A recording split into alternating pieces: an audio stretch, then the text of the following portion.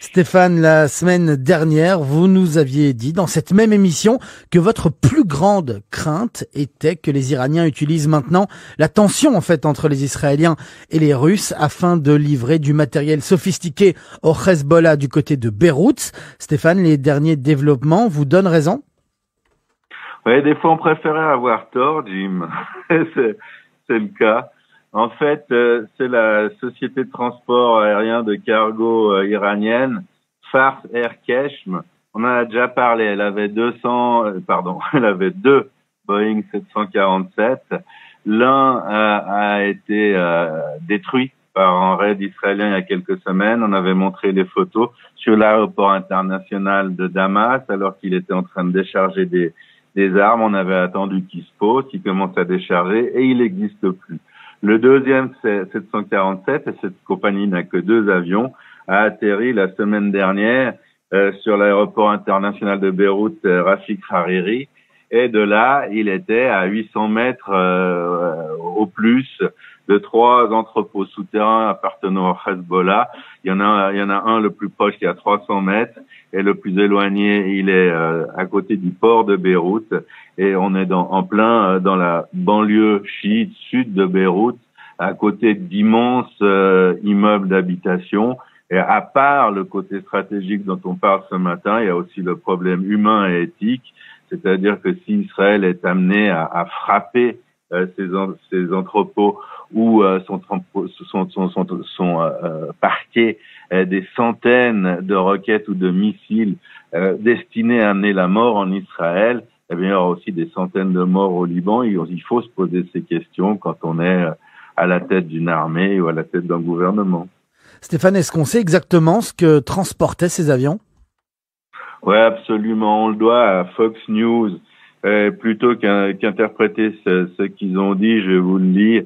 Dans un reportage filmé, ils ont presque intitulé notre émission d'il y a une semaine. L'Iran a envoyé au Hezbollah des armes sophistiquées afin de transformer des roquettes en missiles de précision, selon de nouvelles données aériennes. Alors, Fox News affine son information en disant que des sources de renseignement américains et occidentaux estiment que l'Iran a intensifié ses envois d'armes sophistiquées au Hezbollah. Nous, on peut que confirmer et puis ajouter que c'est pas seulement les Européens, les Américains, il y en a d'autres. On parle pratiquement que de ça. C'est quasiment une certitude. Ce qu'on pense ici à Metula, Jim, c'est que ces transports se font aussi par la route. Mais pour revenir à la tentative des Iraniens, parce qu'elle est intéressante, également au niveau technique ou technologique, le Hezbollah a beaucoup de roquettes, des fusées toutes simples qu'on n'arrive pas à diriger, qui sont pas radiocommandées. Et les ingénieurs iraniens pensent qu'en y ajoutant des GPS, c'était des GPS qu'il y avait dans le 747, eh bien en ajoutant des GPS, on va transformer ces fusées, ces roquettes bêtes, en missiles intelligents qu'on va pouvoir diriger sur une cible en Israël assez précisément.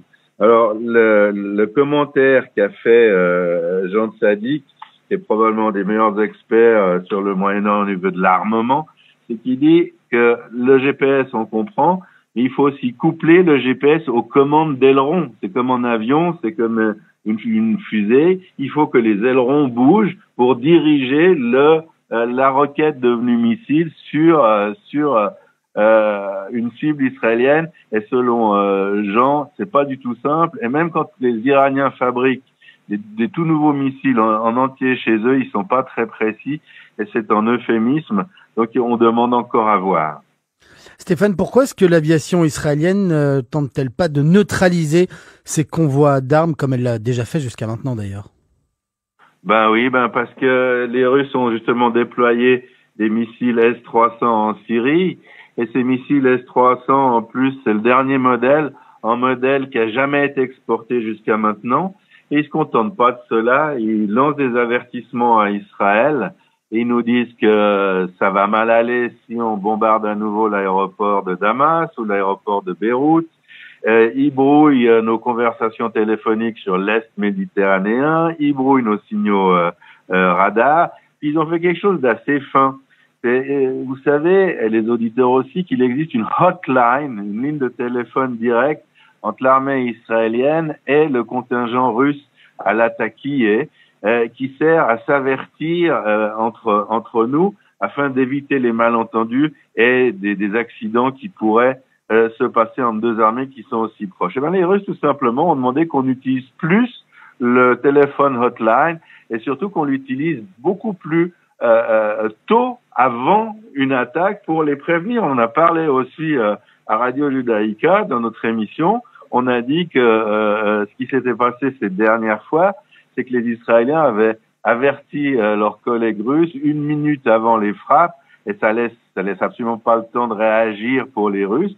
Et les Russes, ils ont dit non. Maintenant, on exige, on demande selon notre accord que vous nous avertissiez en quart d'heure, 20 minutes avant de frapper. Comme ça, on pourra se préparer et vous attendre. Donc, ça complique encore un peu les choses. Stéphane, les Israéliens, ils ne peuvent vraiment rien faire pour tenter de contrecarrer ces ambitions iraniennes et syriennes? Ça va être difficile parce que les Izvestia nous font comprendre que les Russes sont pas pressés. C'est eux qui opèrent les S-300. Hein, ils enseignent aux Syriens leur maniement, mais ça prendra des mois. Et même si Jean Tzadik pense qu'ils ne sont pas pleinement opérationnels, même si à Metula, on pense qu'on a les contre-mesures pour les défier, c'est-à-dire qu'on pourrait continuer nos raids, le risque d'une confrontation de Jim avec les Russes est trop important. C'est donc les Russes qui opèrent ces missiles. S'ils tirent ces missiles sur les avions israéliens, il faudra détruire ces systèmes. Et on serait en confrontation avec la Russie, ça on peut pas le faire. Et on joue des jeux dangereux de part et d'autre, c'est-à-dire qu'on se teste. Les Russes, la semaine dernière, ont allumé des systèmes de missiles. Vous savez qu'on peut pas les tirer immédiatement, faut les allumer, il faut qu'ils acquièrent leur cible, etc. C'est une affaire à peu près d'une demi-heure. Ils ont allumé les systèmes, ils ont même verrouillé sur des avions israéliens. C'est-à-dire qu'ils ont visé des avions israéliens. Et de part et d'autre, ce qu'on fait, des avions israéliens sont approchés, pas trop près, et on essaye de comprendre les fréquences. Nous, on essaie de comprendre les fréquences sur lesquelles fonctionnent ces missiles. Les Russes essayent de comprendre les fréquences sur lesquelles fonctionnent nos systèmes de contre-mesure. C'est très compliqué. Et puis, on est obligé de les utiliser quand il y a un avion dans le ciel, parce que si on n'allume pas à la fois les contre-mesures et les systèmes de défense, on est totalement vulnérable. Alors, vous demandez si on ne pourrait pas faire autre chose.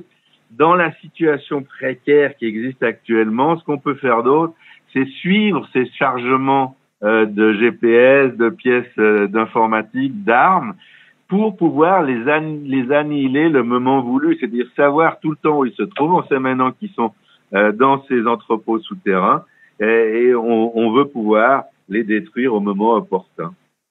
Et enfin, Stéphane, brièvement, pour conclure, est-ce qu'on peut pas se demander en cette fin d'entretien si les Israéliens n'ont finalement pas eu tort d'attaquer à l'époque les entrepôts, à l'attaquer à la mi-septembre, parce que ça semble avoir réveillé les Russes? Ouais, c'est une question très sensible et très intéressante. D'abord, les Israéliens n'ont pas attaqué les Russes. Ensuite, l'affirmation selon laquelle on a participé à abattre l'Ilyushin de reconnaissance, c'est totalement faux.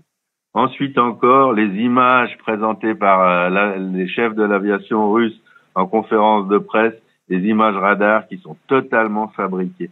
Mais ce qu'on doit se dire, et en suivant votre question, c'est que Israël a frappé des objectifs syriens et iraniens, certes le 17 septembre dernier, mais ils étaient placés à Khmemim, qui est la grande base aérienne russe en Syrie, et à Tartus, le plus grand port militaire naval en dehors de Russie. Et ce qui s'est passé, c'est que les Russes ont vu les avions israéliens sous leur nez et toutes leurs installations étaient à portée des chasseurs bombardiers à l'étoile de David. On imagine que si on avait été à leur place, on aurait été très gênés. C'est-à-dire que si Israël, c'était pas le cas, on en était loin, mais avait décidé de détruire ces deux bases aériennes et navales russes, on aurait pu le faire. Et là, les Russes étaient sans défense. Alors, ils sont obligés aussi de rectifier les choses pour ne plus se retrouver dans cette situation. Et ils le font cette fois en aidant beaucoup les Iraniens et les Syriens.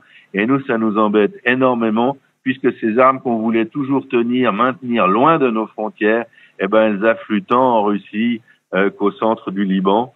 Comme d'habitude, malheureusement dans notre région de la planète, les semaines à venir vont être extrêmement tendues, Jimmy.